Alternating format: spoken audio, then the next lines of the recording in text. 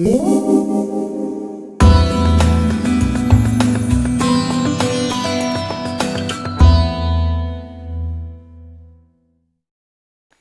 my name's Bill, and I want to welcome you back to Pause.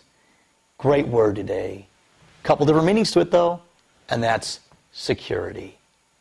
Can you make me secure? Can I make you secure? Psychology says that women desperately need security.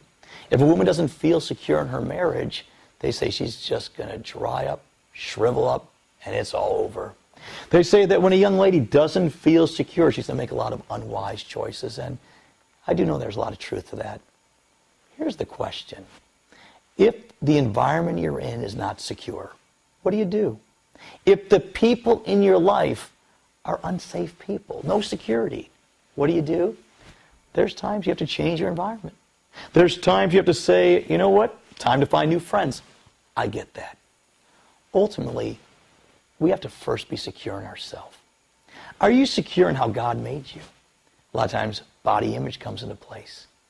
A lot of times, your gifting comes into place. Have you ever noticed a lot of us wish we had the gift that we don't have? A lot of us wish we had the personality that we do not have. A lot of us wish we had the friends that we do not have. We tend to be very negative, and thus we just breed a spirit of insecurity in our life.